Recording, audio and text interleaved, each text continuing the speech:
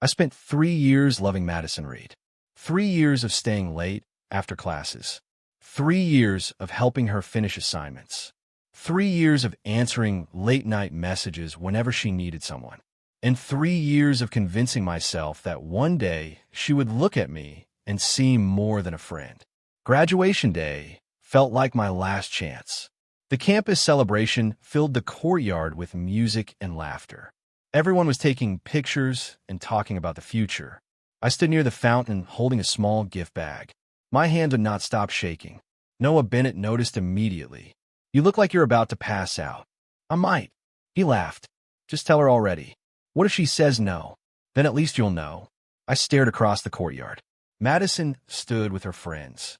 She looked beautiful. Just seeing her smile made my heart race. Noah nudged my shoulder. "Go." I took a deep breath. Then another. Finally, I walked toward her. Every step felt heavier than the last. Madison looked up when I reached her group. "Hey, Ethan." "Hey." Her friends glanced at me before returning to their conversation. I swallowed hard.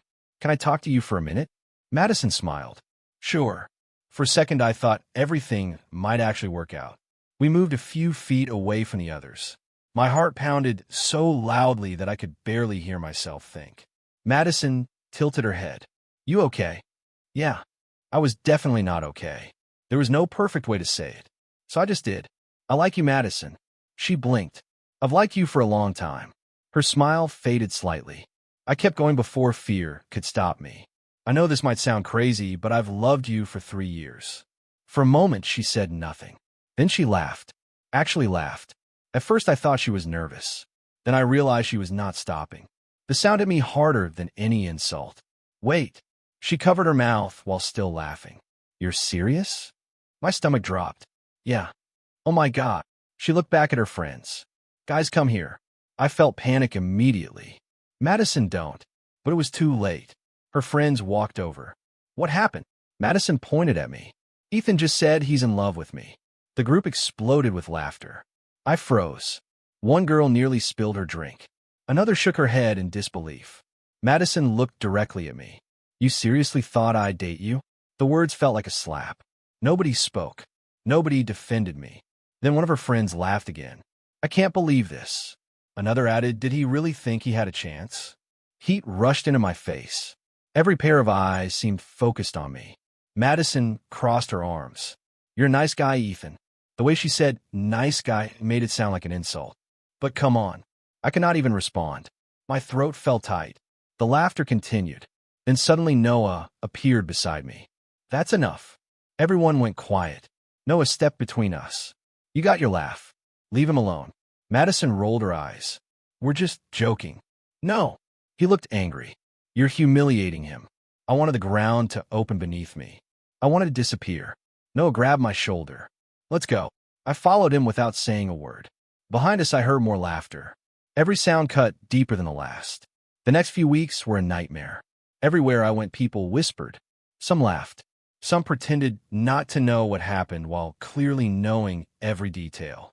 I walked through campus one afternoon and heard someone say my name. Then another voice replied, "That's the guy." I kept walking, pretending not to hear, pretending not to care. But I cared. Every second. One evening, Noah found me sitting alone outside the library. "You can't keep hiding." I shrugged. "Watch me." He sat beside me. "They're idiots." "Maybe." "No, maybe." I stared at the ground. I really thought she cared about me. Noah sighed. "I know. I helped her through everything." "I know." And she laughed.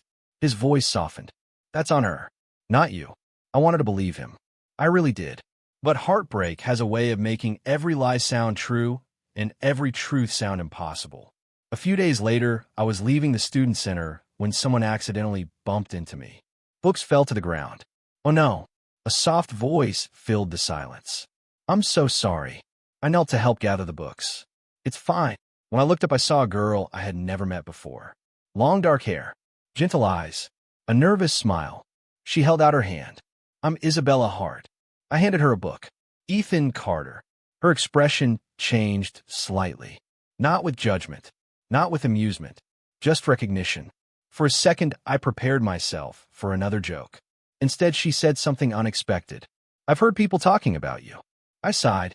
Then you probably think I'm pathetic. She frowned. Why would I think that? The question caught me off guard.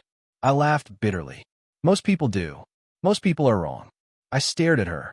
Nobody had said anything like that in weeks. She adjusted the books in her arms. For what it's worth, I think being honest about your feelings takes courage.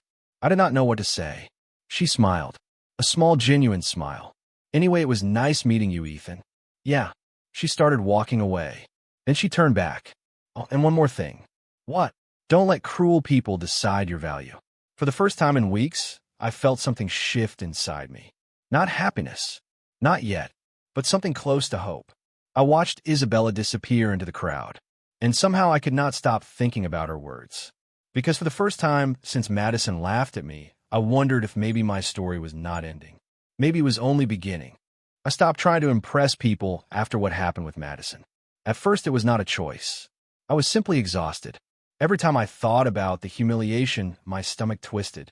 Every time I remembered the laughter, I felt angry at myself for believing things could have been different. One afternoon, Noah found me sitting alone outside a coffee shop. You look less miserable. Thanks. I think. He laughed. I mean it as a compliment. I'll take it. He sat across from me. So what are you doing these days? Trying not to embarrass myself. No. He shook his head. You're done with that. I raised an eyebrow. According to who? According to me. I roll my eyes. Very convincing. I'm serious. He leaned forward. My cousin is running a startup. What does that have to do with me? He's looking for people. I laughed. Why would he hire me? Because you're smart. That makes one person who thinks so. Two. I looked up. Isabella stood beside our table, holding a cup of coffee. She smiled. I think so too. I felt strangely happy seeing her. Noah pointed at her. See, two people. Isabella sat down. What are we talking about? My future, apparently. Good. She nodded. You should have one. I laughed for the first time in days. Noah grinned. Then it's settled. It is not settled. It is. You're impossible. I know. A week later, I found myself standing inside a small office building. Noah's cousin greeted me with a handshake. I'm Ethan Brooks. Nice to meet you.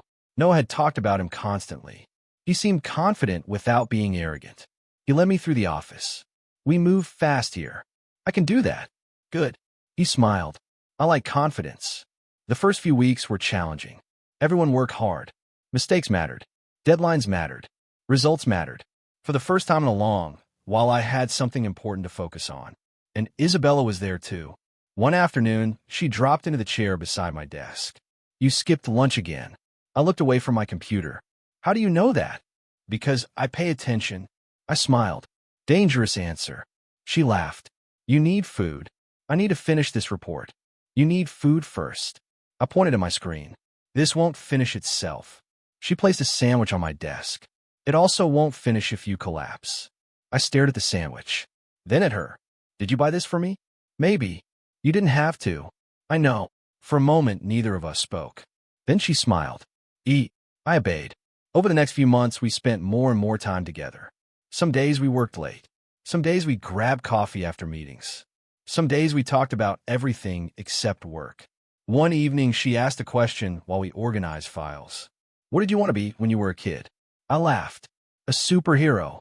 That's ambitious. What about you? A writer. You still can be. She looked surprised. You think so?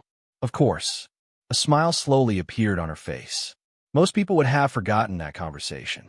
I did not. A few weeks later, I brought her a notebook. She stared at it. What's this? You said you wanted to write. Her eyes widened.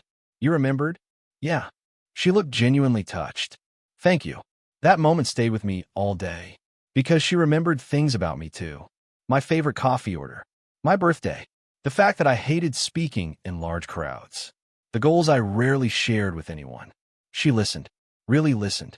It was something Madison had never done. One afternoon I was walking across town when I unexpectedly saw Madison. She was standing with a group of friends. The old version of me would have immediately looked away.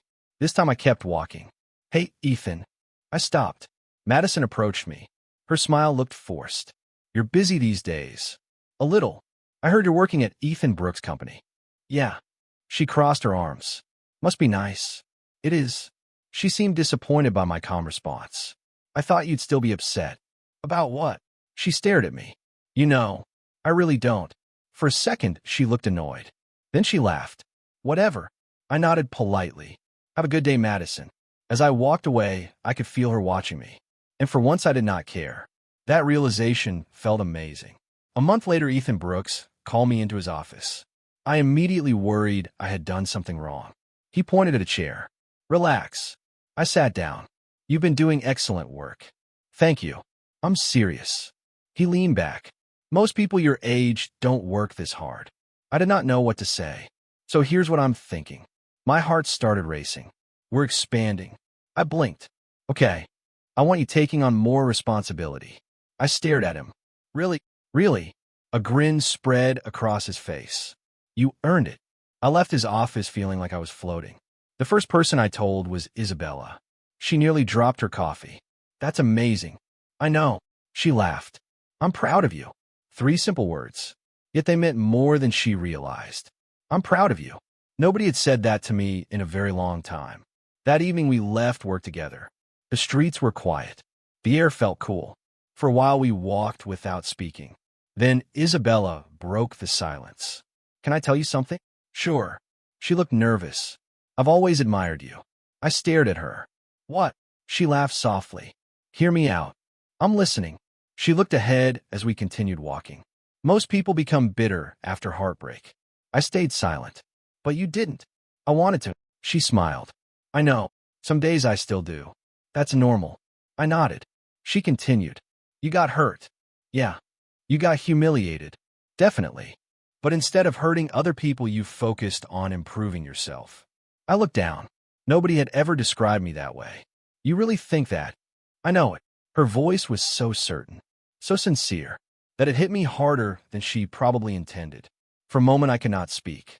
Then I finally managed a quiet answer. Thank you. She smiled. You deserve good things, Ethan. My chest tightened. Not from pain. From something warmer. Something I'd almost forgotten existed. Appreciation. Respect. Hope. As we reached the corner where our paths separated, she waved goodbye. See you tomorrow. See you.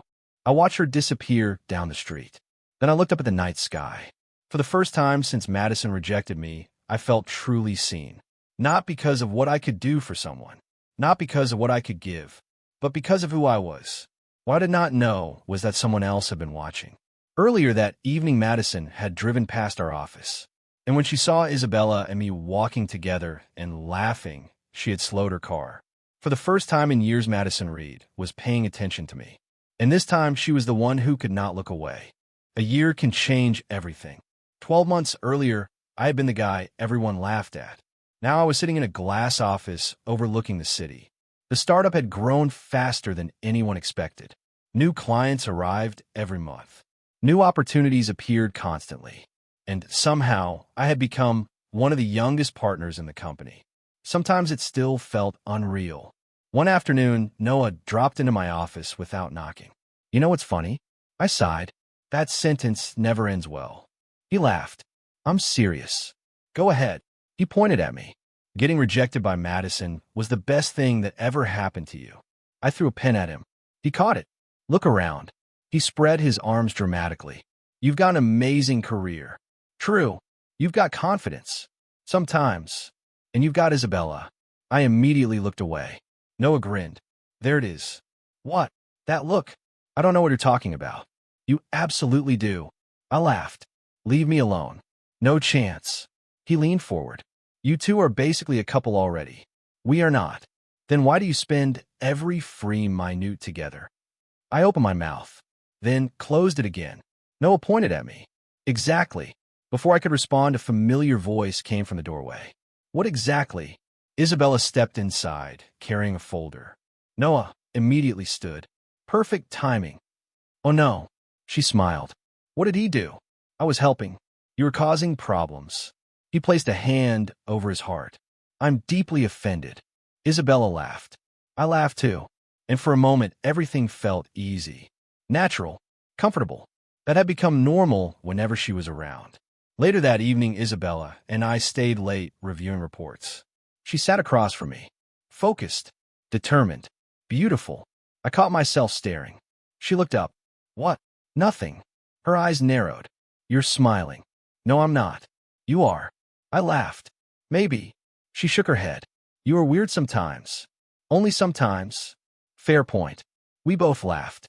The silence that followed felt different. Not awkward. Not uncomfortable. Just full of things neither of us seemed ready to say. Eventually she looked back at her work, and I looked back at mine. But my heart stayed distracted. Meanwhile, life was moving in a very different direction for Madison. I learned bits and pieces through mutual friends. Her wealthy boyfriend had left her. The relationship had ended badly. Many of the friends who used to surround her had disappeared. The same people who once laughed beside her were suddenly nowhere to be found. One afternoon, I received a message from an unknown number. Hey, Ethan. I stared at the screen. Then another message appeared. It's Madison. My stomach tightened. For a moment, I considered ignoring it. Instead, I replied, Hi. A few seconds later, she responded, Can we talk sometime? I stared at the words. After everything that happened, I never expected to hear from her again. Why? Several minutes passed. Then her answer arrived. Because I owe you an apology. I leaned back in my chair. Part of me felt angry. Part of me felt curious. And part of me wondered what she actually wanted. Eventually, I agreed to meet. A few days later, we sat across from each other in a small cafe. Madison looked different. Not physically, just quieter, less confident, less certain. For the first time, she seemed nervous around me. Thanks for coming. No problem. She looked down at her coffee, then back at me.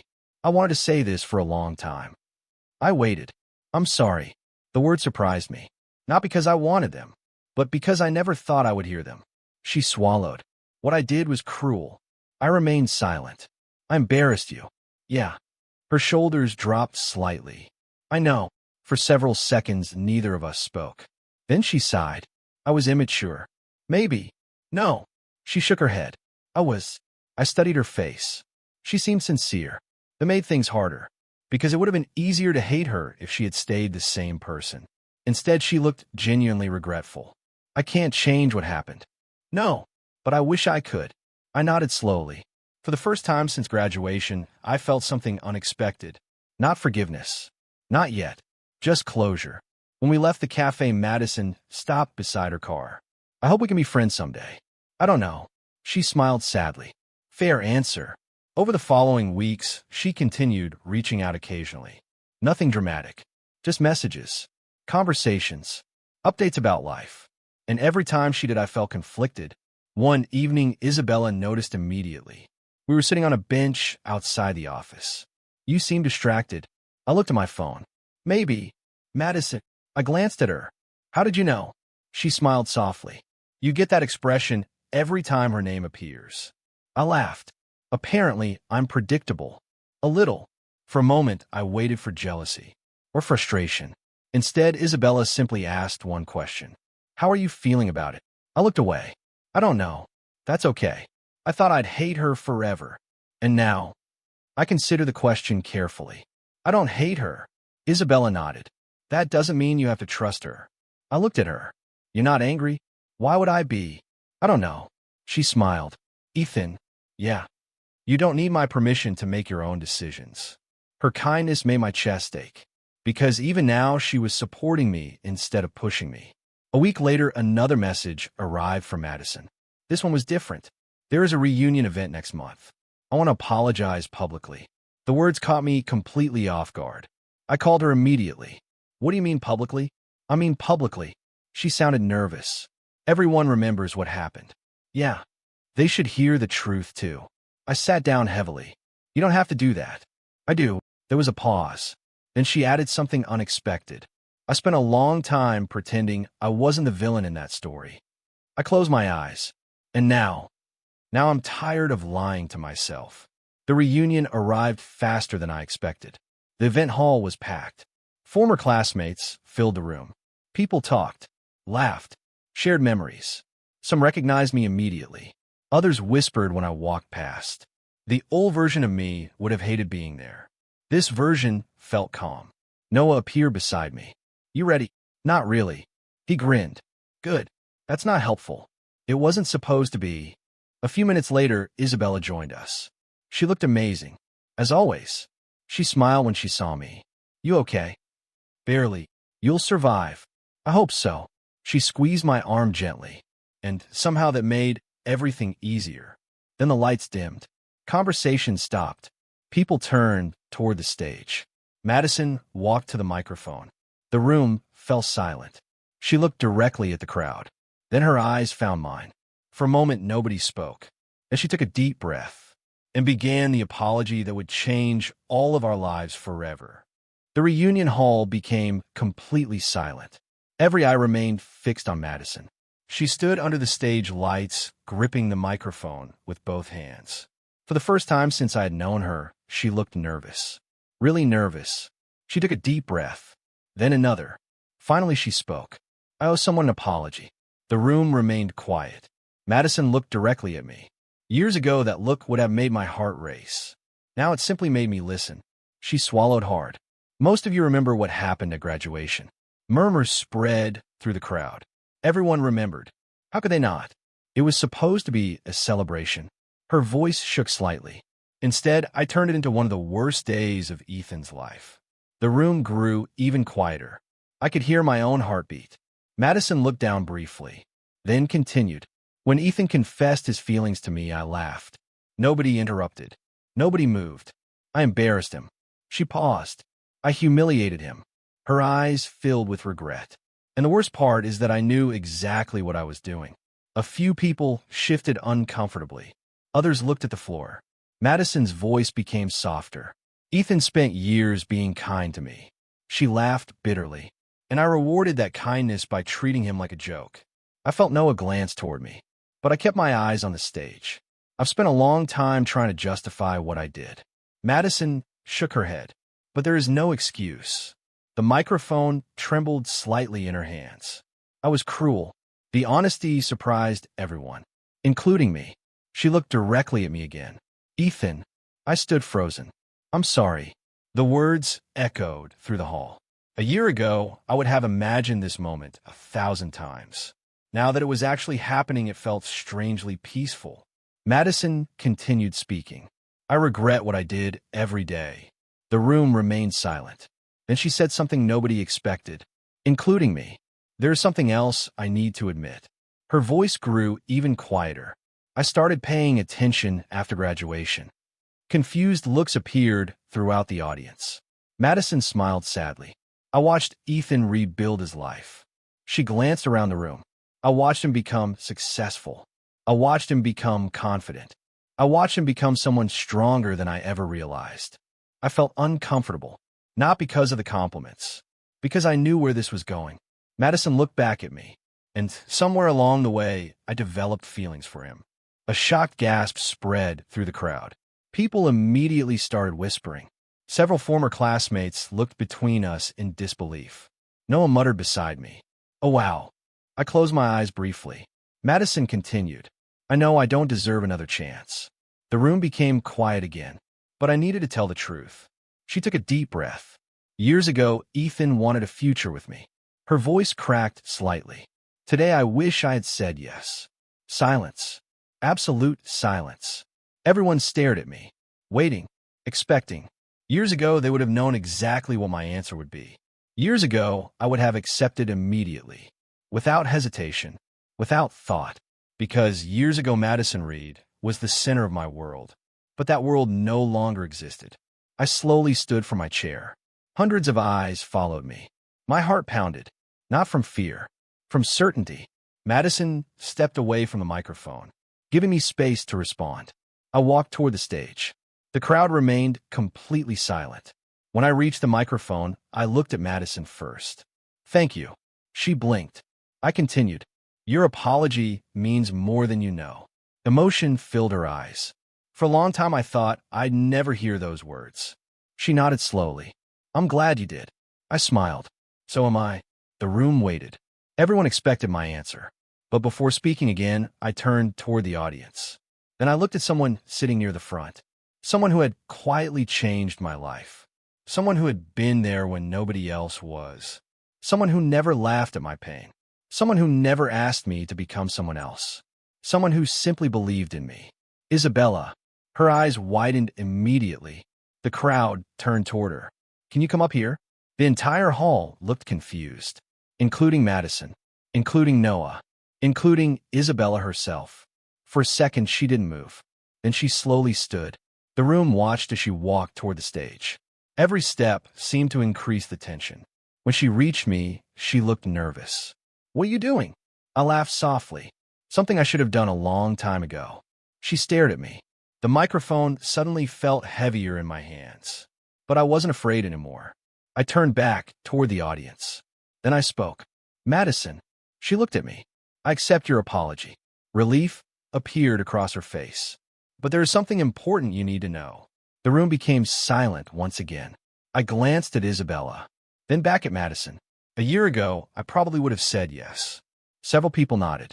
They were thinking the same thing. I smiled. But life changed. Madison's expression softened. She already understood. I spent years chasing someone who didn't want me. I looked at Isabella. Then I met someone who valued me from the very beginning. Isabella's eyes widened. I could see emotion building behind them. I took a deep breath. Then I reached for her hand. She looked down in surprise as our fingers intertwined. The crowd immediately reacted. Gasps, whispers, excited murmurs. But I barely heard any of it, because all I could focus on was her. I spent so much time believing I wasn't enough. My voice became softer, but every time I doubted myself, she reminded me of my worth. Tears appeared in Isabella's eyes. I smiled. You believed in me before anyone else did. Her lips trembled slightly. I continued. You supported me when I was broken. You celebrated my successes. You stayed beside me through every failure. The hall remained completely silent. I thought Madison was the person I wanted. I squeezed Isabella's hand gently. But eventually I realized something. She looked at me. What? The question came out as little more than a whisper. I smiled. You are. A tear rolled down her cheek. The audience erupted with emotion. Some laughed. Others smiled. A few openly cheered. But I wasn't finished. Isabella Hart. Her eyes never left mine. I love you. The words felt perfect. Simple. Honest. Real. The hall exploded into applause. People stood from their seats. Cheers echoed through the room. Noah looked like he might pass out from excitement. Madison stood quietly beside us. A sad smile appeared on her face. Yet there was peace there too. She stepped closer, then surprised everyone by speaking into the microphone one final time. I think you made the right choice. The crowd applauded again. I looked at Madison. For the first time, there was no pain, no anger, no regret, only gratitude. Because without everything that happened, I never would have met Isabella. I never would have become the person standing there today. Madison smiled gently. Goodbye, Ethan. Goodbye, Madison. Then she walked off the stage, closing one chapter of my life forever. I turned back toward Isabella. She laughed through her tears. You really did that in front of everyone. I did. You couldn't have chosen a private conversation? I grinned. Apparently not. She shook her head, then wrapped her arms around me. The crowd cheered even louder. As I held her close, I finally understood something. Losing the wrong person is not always a tragedy. Sometimes it is the event that leads you exactly where you were meant to be. And standing there with Isabella in my arms, I knew one thing with absolute certainty. My best chapter was only beginning.